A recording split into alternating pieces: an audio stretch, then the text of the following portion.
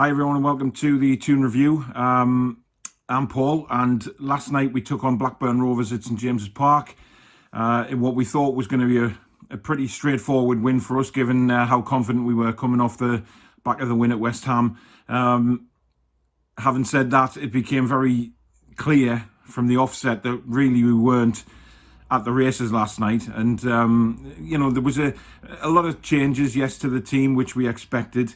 I didn't expect Manquillo to come in at left back. I thought he might have been given the night off and maybe put Richie at left back.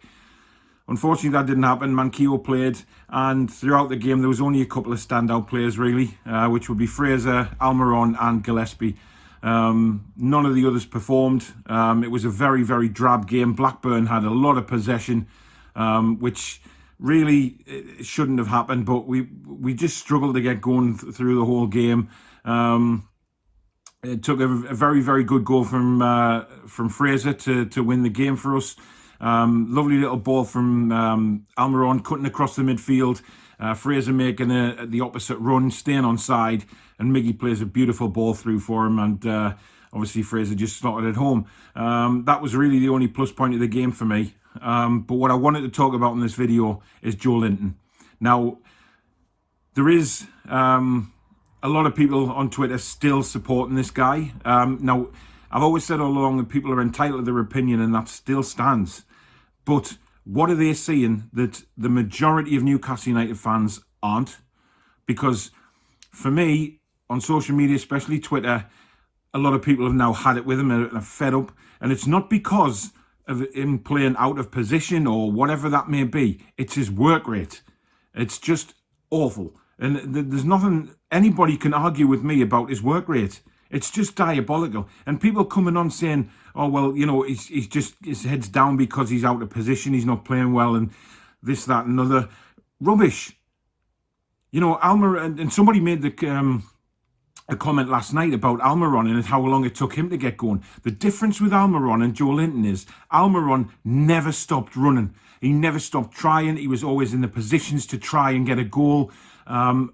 And he was doing things all the time. He was really head down, didn't let it get to him, and he just kept going. And it paid off for him. Joelinton, you look at last night, and this is a big opportunity for him. He's seen Callum Wilson come in and do really well and think, right, I've lost my position here. What am I going to do? You'd expect him to go out and give 110%, fight for every ball, try and get in the scoring positions, and try and give Steve Bruce a bit of a headache for the Brighton game at the weekend. So what does he do? No, it looks like he's walking around, strolling in the park, just not bothered. Just not bothered. And I can't believe that from a £40 million player, that he's just not bothered. And it really, really does my head in when people come on and say, well, he's out of position, he's this and that. It doesn't matter. If he's out of position, he played for nearly a whole season as a centre-forward. Now, you telling me that he can't learn that position in a year? Of course he can. But as usual, people coming on defending him saying, well, his work rate isn't good. It's awful. He falls over. His touch is terrible. He can't pass.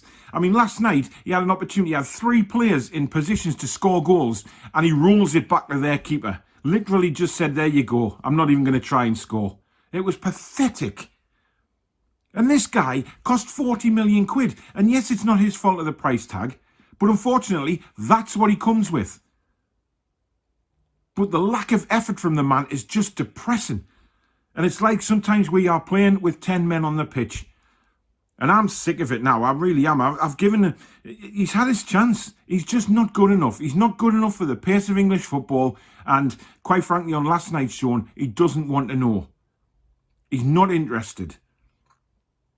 And that is the difference between when Miggy was struggling to score his first goal last season. He just kept going and going and going until it happened. Joelinton's just strolling around now like he doesn't care. And nothing is going to change my mind on this man now, that he's just not good enough. And quite frankly, I'm disgusted at his work ethic. It's terrible. Now, people might disagree with us, they might not, whatever. But I know that the majority of people that I've spoken to on Twitter all say the same, that he's just lazy, it's a waste of money, and we need to move him on, whether it be on loan or whatever. Because him as a backup is just not an option, because it's not a good backup. You think, right, if Wilson's struggling or Carroll's struggling, we can't score goals, you can't bring Joelinton on expecting him to score goals. And all this crap about him not giving a chance on the wings, he's had opportunities on the left and he still hasn't done it. So I'm sorry, but for me, the guy's just a waste of space at the club now and he needs to be moved on. Apart from that, there wasn't much more to talk about last night's game, really. It was just drab. It was boring at times. It was just laboured. And, at least Steve Bruce has come out and said a few home truths about certain players. Sean Longstaff had an opportunity last night. Very, very poor again.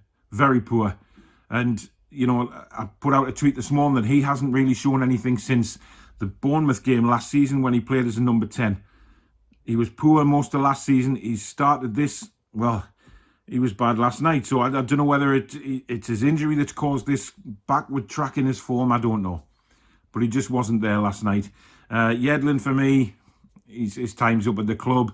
And there's a few others you could say. But, it was just one of them games that, yeah, we got by. We won 1-0. We move on. And hopefully we'll put a stronger team out in the next round that we maybe take this cup a bit seriously and try and get to Wembley. It'd be really nice if we actually try and do that.